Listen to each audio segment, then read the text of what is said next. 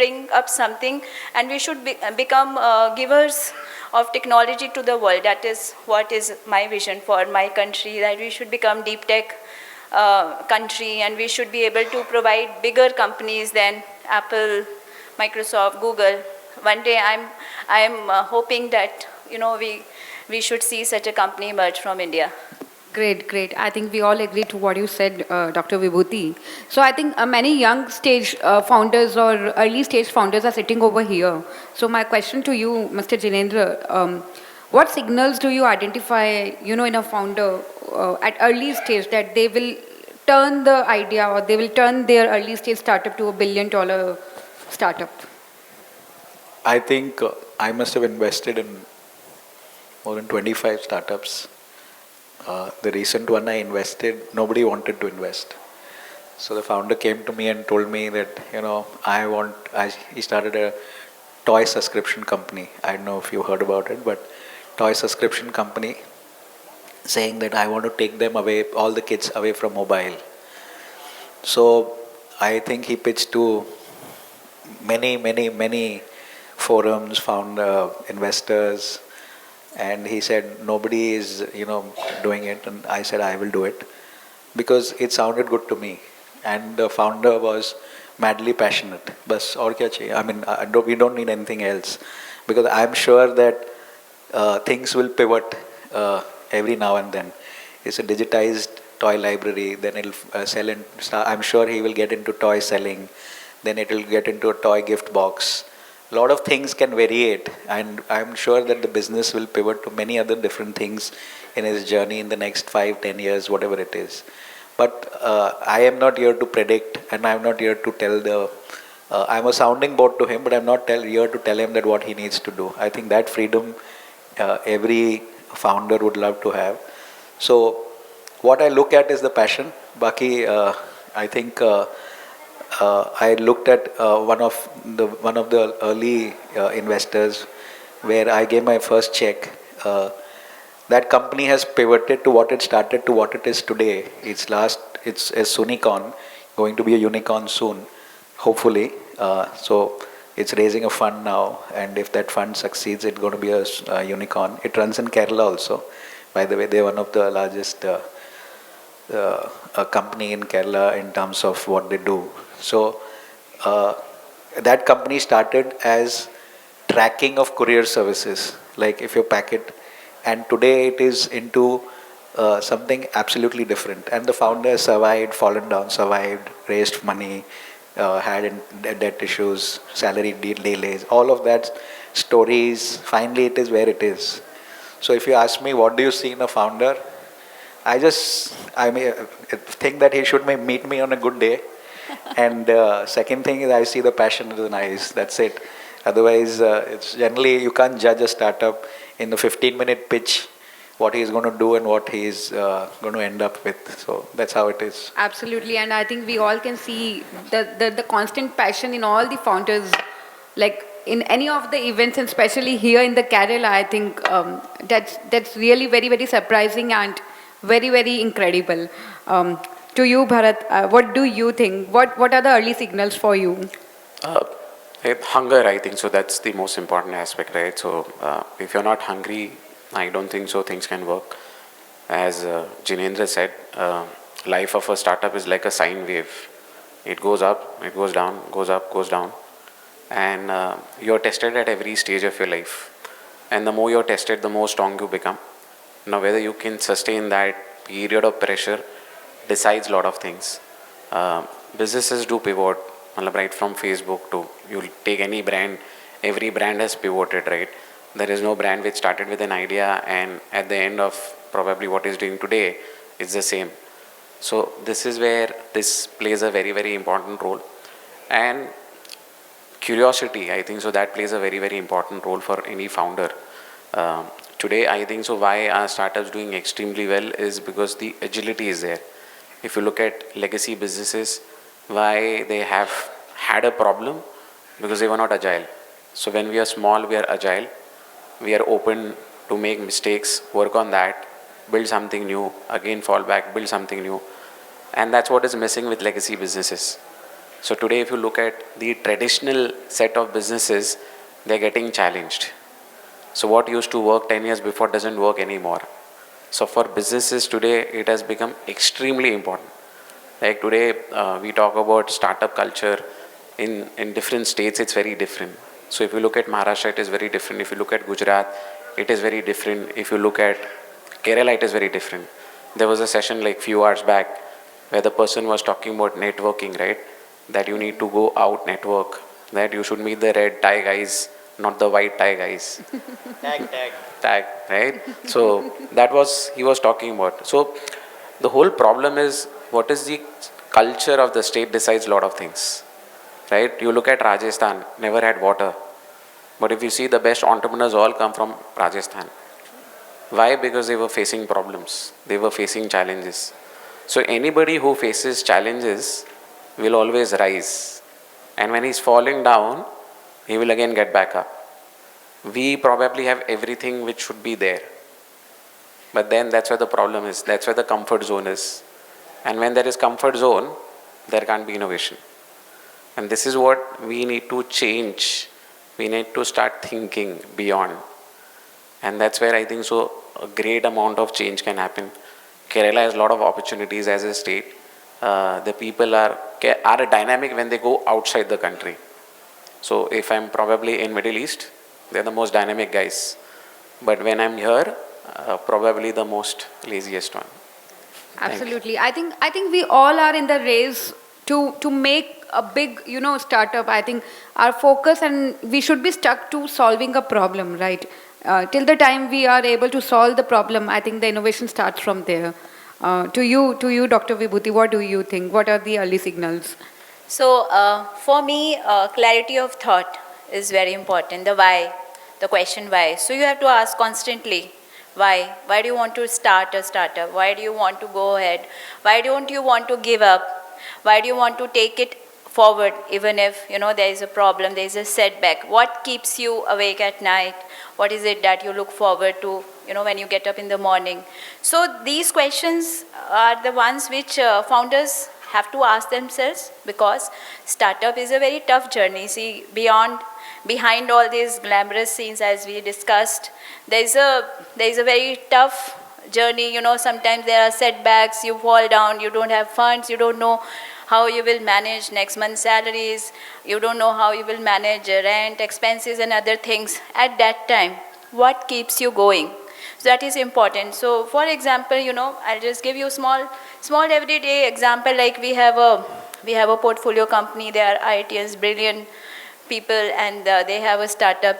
So, I mean, as a part of their journey, sometimes we also wonder what keeps them running, what keeps them awake and running.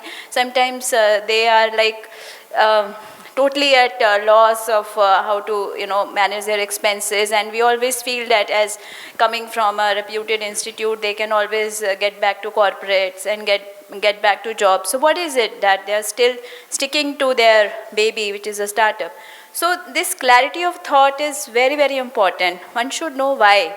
It's not the glamour part. Glamour part is just, it's a very, very small part of the startup journey. Now it's a trend to become a startup founder. So that is, aside of that, you have to be very sure it's a journey full of sweat. It's a journey full of failures. It's a journey of getting down, and then getting up. So one has to be ready for it. If we see that kind of passion, there should be a fuel that that it will go till the end before the fuel goes off. Correct. One important thing you missed out is entrepreneurship and startup is a journey of loneliness. And very, very important point, because when you have problems, you can't discuss with your employees, you can't discuss with your family, because you put a lot of stake when you're a startup founder. You tell them that, I've left a job and I'm not doing startup. You can't do there's no money, there's this problem, there's this problem. And you can't discuss with your batchmates because batchmates are looking upon you. So it's a journey of loneliness and it's not only at startups, even at the top level, any entrepreneur will always face this challenge of loneliness, that whom do I discuss? You go to LinkedIn, employees are talking about employers, but where do employers talk about those employees? There's none. And that's the reason why you generally have these forums of founders, where you open up. I don't know if you heard the concept of forums, where founders come and talk. So we have, and I don't know who is the government representative here, but I'm part of a forum in Mumbai called the Tech Entrepreneurs Association of Mumbai. It's called TEAM, TEAM. And TEAM, we just went to Singapore last week, and we were part. So it's only for founders, nobody else. And founders, I'm using, it's okay, it can record it. We bitch about employees, and we bitch about government, and we bitch about everybody else whom we want to in our internal forums, because you can't go. And where do founders discuss their problems? That, this investor is a can't use that word. He's not a good guy. Okay, so don't go to him, because he just takes your, deck, keeps you asking questions, and after a week ghosts you. He doesn't reply back, or he doesn't give you any reason, and he doesn't do anything. So don't go to this guy. So where do founders talk about it? So there should be an association of founders of Kerala in place, where founders discuss about, don't go to Jeenendra Bhandari, because he's such a good guy that he's take your deck, understand everything, and just to be in the wannabe circle of investors that, this company, I've seen it. Mere paas bhi aaya tha. I passed it. Everybody comes to me because I'm the guy. So a lot of investors are those investors who take everybody's deck, everybody's ideas, keep on digesting them and invest nothing. So you need to blacklist, founders need to blacklist that investor, that don't waste your time with this guy. So there has to be a forum for founders, which is very important, and which is very important to take things to the next level, because employees can talk, but where do founders go back? And it's a vacuum of loneliness there, where you're talking and you're every day coming in the morning at 9 a.m. and showing up, and you don't know what is going to happen next, which employee is going to go away, which government department will come, which problem you'll face today in the morning. So you're the chief firefighting officer of the company. Every day you come, you firefight, and you go back. So that's how it's going to be, and it's good to have a founders forum coming up. And I think the startup ecosystem here in Kerala should start one, like we have in Tech Entrepreneurs Association of Mumbai. We open only to founders, of course tech founders, but you can open it to any founders you want. Thanks. So there is again something called as inner circle, where probably you're discussing those problems. So if you see at most of the forums, they're all takers, there are no givers, right? So we are into that era where somebody's come here to take business, or somebody's come here to take money. Nobody has come here to give something. So this is where the approach needs to change. Everybody has network, and if they start exchanging that whole network, automatically you see a big difference. This is where the approach plays a very, very important role. The power of giving is much higher than the power of taking back. And this is where I think so these smaller aspects makes a whole lot of difference. I think very, very right. Bharat is already selling a spiritual startup here. Great. I think looking at the time, we would go for the last question, and then we'll pick up it from the audience. So I think now India is just not limited to India. Now it is India to world. So Jeenendra, according to you, what that one structural change in the India's startup ecosystem would escalate that billion-dollar opportunity? What? One structural change, according to you, in the startup ecosystem would escalate that. I think ease of doing business will solve a lot of things. If I know how to start a company and how to close the company, and I don't know, closing the company is as painful as starting the company. So I think if the procedural, and government is doing its bit, but it's taking a lot of time. No GST for, now they're saying no audit for these companies, no GST for up to 20 lakhs, 50 lakhs, whatever it comes to. So I think if the ease of business is sorted, I think the fear of government till the time I become big. I think that can solve a lot of issues. What do you think? Probably change the GEM portal. Right, so yeah, so the problem what happens is when it comes to mandates, it's all compliance. But I think compliance is it's very important. Looking at number of the startups are even bursting out. Everybody knows how the compliance works, right? So the people who are bidding for the tender have already made shell companies who are actually bidding. I think so there's a structural change where we need to take this very seriously. Where if we have a GEM portal where startups can also bid, there has to be a separate portal altogether where even audit is also happening. Because genuinely, unless and until the startup is making money, you can't raise money. Businesses should be able to do business so that raising money becomes easy. And this is where the approach changes a lot. If you see traditionally, when we did businesses, we started a shop, we started selling, we made money, then we invested in the next shop.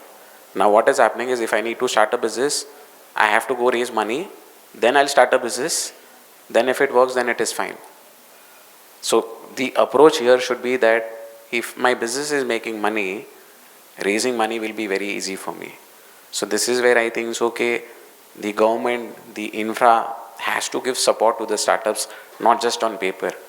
I'll give an example. So there was a session I was attending in Maharashtra where a startup asked one simple question. You talk about grants. You give us a grant of 8 to 10 lakhs and you're expecting an innovation to happen. They had no answer. The second question was, if I'm working with any big company, they tell us to work on a cost plus model. Correct. Now, if I'm working on a cost plus model, I can't scale. So these are certain questions which needs to have an answer. If you have an answer, things will automatically change. According to you, Vibhuti, what do you think? Yeah, I think Jeenendra and Bharat have made very valid points, and I would totally agree.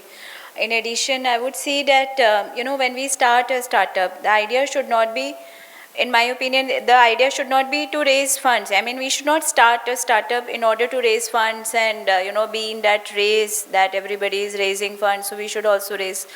Our idea should be that we should create some value and not run after valuation. This is because this is what is happening in the ecosystem currently, that we are inflating valuations and there are Me Too kind of startups everywhere. And that is why the main, the startups which are really able to give value, sometimes they are getting a backseat because of these kind of Me Too startups and just copying and all.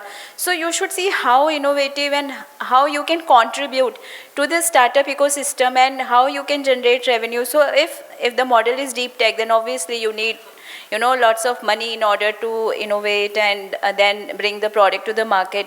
But if there is something that you can start with the customer revenue, that is a better form of revenue than the investor's money. So it depends on your model. You should not be like, okay, the person sitting next to me, he has raised money, so I should also raise money. So that copycat mindset issue, that why you want to raise money, when you want to raise money, and from whom do you want to raise money. These questions are very important to us. Thank you. Before we wrap up, I think I will do a quick rapid fire with all three of our speakers. Starting with you, Dr. Vibhuti, I guess. So, one future shaping theme you are tracking personally? I think health tech and life sciences based innovations. A sector where women-led startups will dominate. Okay, tell me where they will not dominate.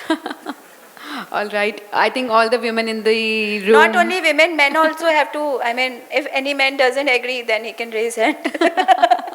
Oh, we got a one hands up here. Okay, so you can mention in which sector women will not be able to dominate.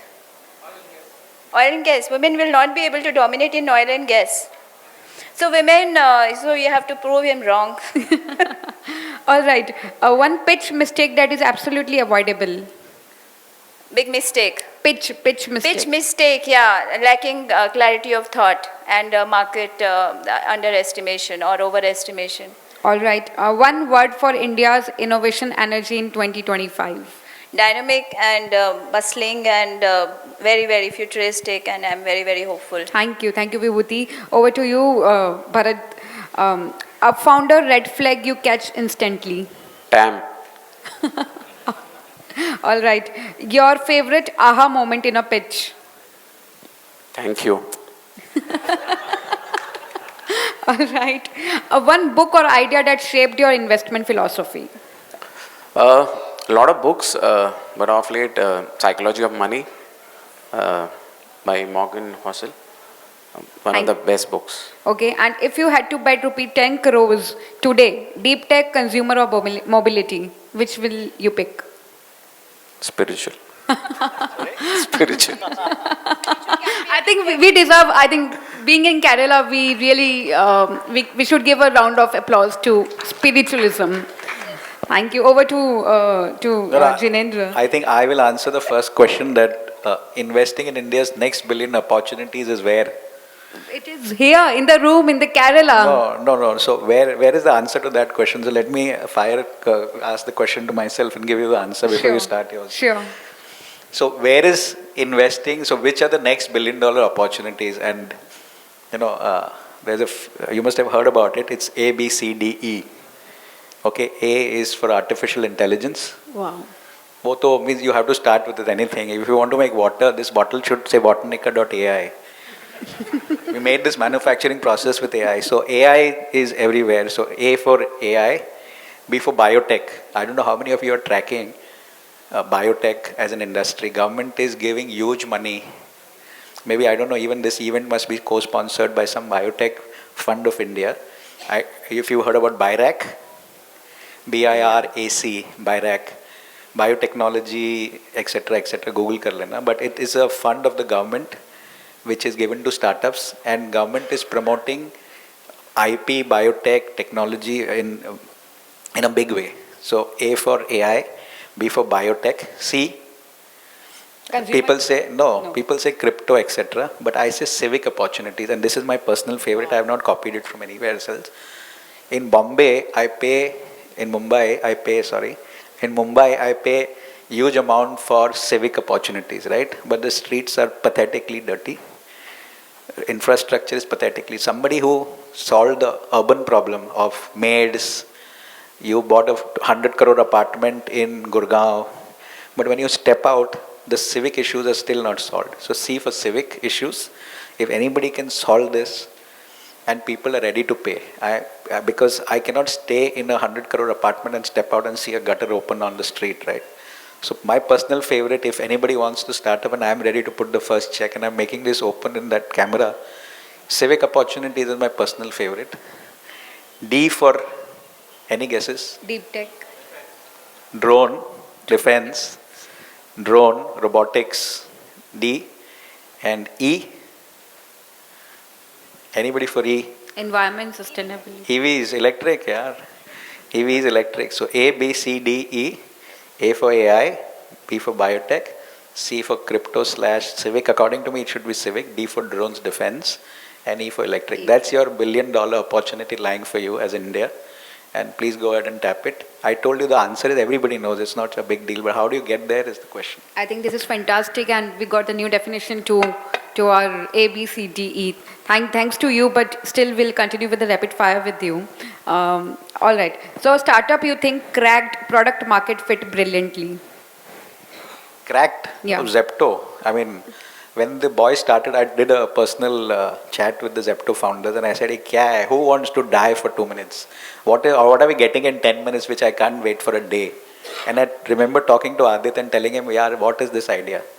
And I remember when I was in college, mobile phone was 16 rupees or 32 rupees a minute, and my friend used to come to college and carry that phone, and I said, who is dying to talk to you at 32 rupees a minute? And then we realized where we are, and I remember telling Adit in his first year, who is dying to buy something at 10 minutes? And can't we wait for a day or few hours, or can't I go down and buy the stuff? And you won't imagine this opportunity which we are sitting on today, which is called quick commerce. So one business model that will fade out in next 2 years. Fade out. Print media, thanks. I think we discussed television channel, yes. Television channels, linear television channels. Supermarkets to rahega. Supermarkets mein log abhi bhi jate hain because movies have become so costly, so outings have now shifted to supermarkets. The family outing is now supermarkets.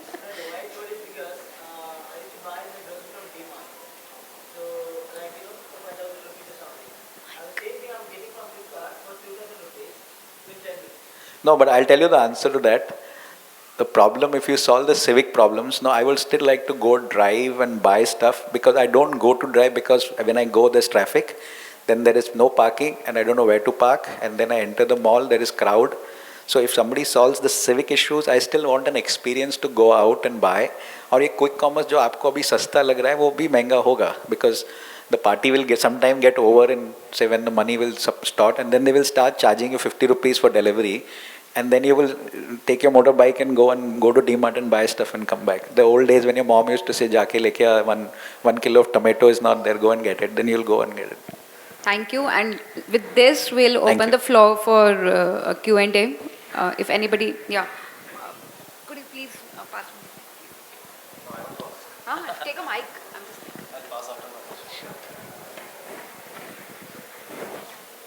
Since we got all prominent investors here, so I have a question regarding the inflation, or no, for everyone actually. Okay. So everyone can just point to one person. Okay. So to you maybe, yeah. Or maybe, sir, you. Spiritual answer. Yeah, spiritual answer. So AI, so people are talking about everywhere AI, right? If you go to Western world, it's only AI. And here actually we are talking about prominent use case of AI. So I am a founder of a startup which is like confluence of BFSI plus healthcare. So it is like healthcare, wellness plus insurance. So that is what I am offering as a yearly subscription. So I completely automated my entire end-to-end customer service by using a AI chatbot. So it does all the work. But then if you actually go to the real business scenario, people are saying like NVIDIA putting some $5 billion in OpenAI, then they will actually spend some money on GPU purchase. And then there is a vicious circle which will again go to Microsoft and Citrix and all these cloud hosting, all the companies. So this is like all the business which is running among them. There is no customer revenue which is coming up. No, there is no revenue generation which is coming up. So what is your take on that? So I don't have a spiritual answer, but I'll give you a factual answer, right? So it's very simple, right? So there was a statement by the Kotak AMC guy about hardware and software. He said hardware is the next big thing. Software is a commodity, right? So today the most valuable company is a hardware company. So what is happening is NVIDIA makes somebody's buying it, again selling, buying. So it's like in Indian context, if I'm talking about, it is like real estate. Like if you go to Rajkot, I buy a plot, then I'm selling it to somebody else, then the other guy sells it to me, and the rate keeps going up. So there are only one buyer, one seller who are playing with each other. And eventually what is happening is people are saying, okay, the rates are going up, but nobody is staying there. So eventually what is happening with AI, the kind of use cases which we are working upon are either images or content or presentations. Nobody is looking at AI from a different perspective. If you look at companies like Coke, Pepsi, any of the top manufacturing companies, they are focusing big time on that. Today what is happening is any company which has been there since last 20, 30 odd years is sitting on piles of data. And everybody is looking at a solution of that. I'll give you one more example. So in India, there are electric meters which are getting replaced. Right? So initially we had these dial meter, then we had digital meter, then in between we had these RFID meters. And now there are smart meters. In Maharashtra, close to 3.5 crore electric meters are getting replaced. The order value is 3,500 crores for a period of 10 years. Now the best part in this, there's a software company who provides software for that. They charge 14 rupees per meter per month. So what happens with us is, when we are looking at this whole scenario, we are looking more from the D2C perspective. When you are looking at the B2B perspective, the opportunities are huge. And this is where the problem starts happening with us. Everybody wants to build a chatbot, thinking that probably this is going to solve my problem. It will replace my customer care. It cannot replace your customer care. I have a friend who works with Google. He gave me an example. There was a $1 billion company which had removed all their 800 customer care employees, replaced it by AI. In 6 months, the valuation was $1 million. So you can't replace humans in a lot of places. This is what people don't understand. They think so that tomorrow if I'm making an image, it's going to replace everything. So that's not going to work. So we have to look at use cases beyond the conventional way. And anyways, NVIDIA is going to control the market unless and until Trump goes mad.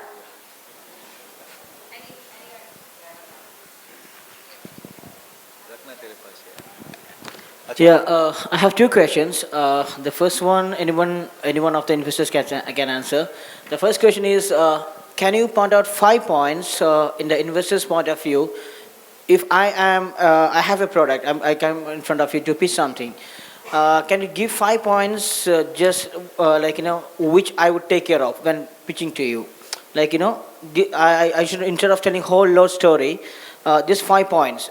The crucial 5 points which I would love to tell, which I want to tell you, which you would love to hear.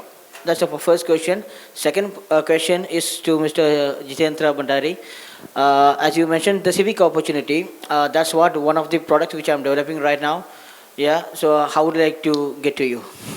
I'm here only. I'm walking out of this room. I'm not going to fly. I would like to, get a 30 minutes of your time, not today, maybe some other day. No, we'll spend today only after this session. Sure. I'm going to Padmanabhan temple after this. When I'm in the hotel only, you can meet me. Oh, that would be great. Yeah.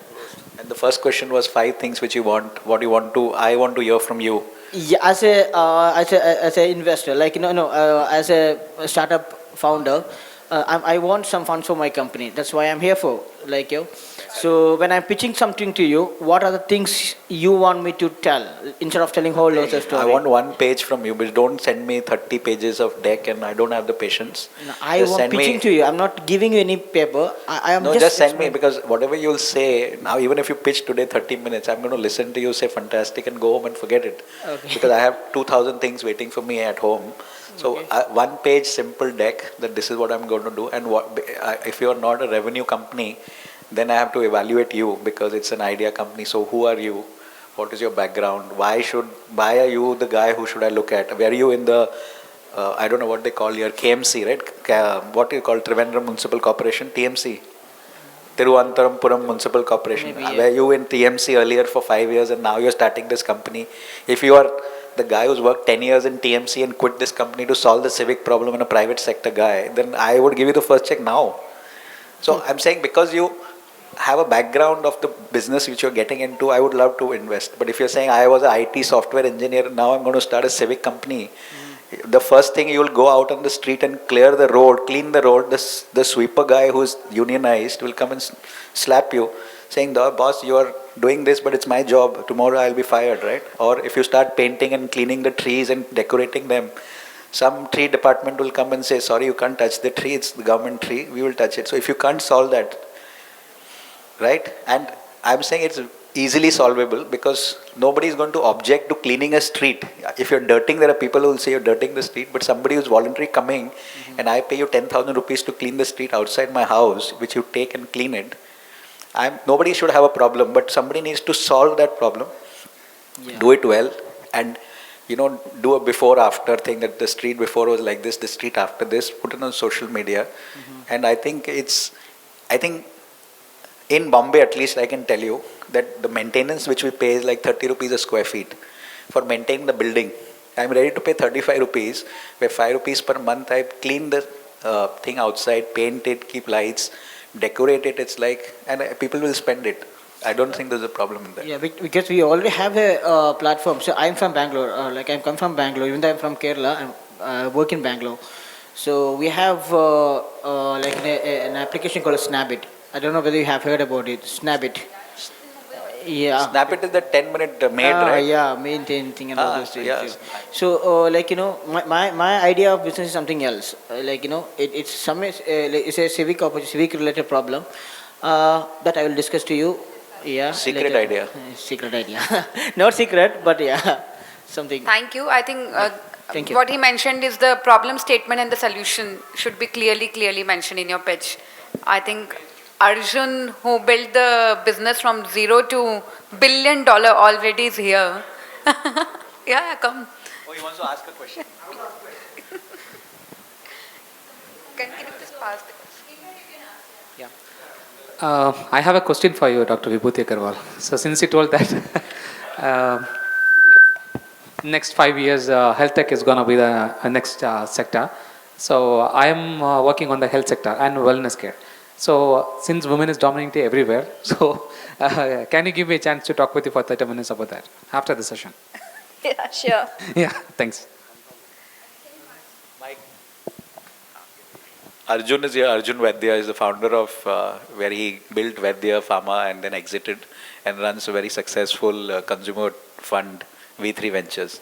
Hey, Arjun, don't ask me difficult No, so I have a question for you. Don't because ask you me have difficult questions. asked me difficult questions in the past, but maybe to all of you. Look, a lot of us entrepreneurs face lots of rejection from investors. And we get intimidated when we see someone like you writing big posts on LinkedIn. And also, like, how do we break the ice? How do we connect with you? You get 100 reach outs every week. How do I reach you? And what's the best way for an early stage founder to cut through the clutter and actually have that conversation when they don't have a connection? Sometimes we have a connection, we have an intro, someone makes the intro. But if I don't have that connection, how do I reach you and get your attention when there's so many people reaching out to you?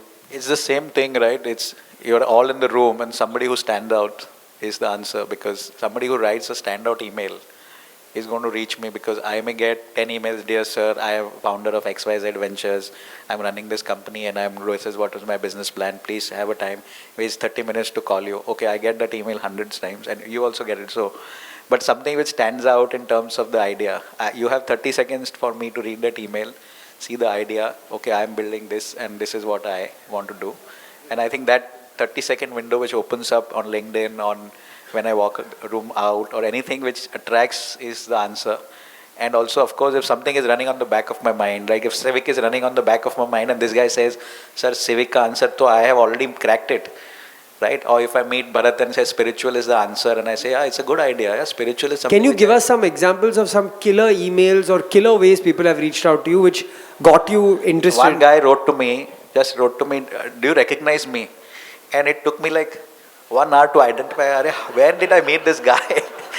And then he wrote to me, after a day, he wrote back to me, oh, you remember we met at this forum? I said, yeah, of course I don't know who you are. But so, I mean, something which, makes you think. So somebody wrote to me this one line, do you recognize me? Pehchana kya? So I said, yaar, kaun hai yaar ye? So anything which breaks the ice is that. Thanks. I think thank you everybody. With this, we'll wrap up the session. Thank you to all the speakers and the audience for hearing this out. Thank you.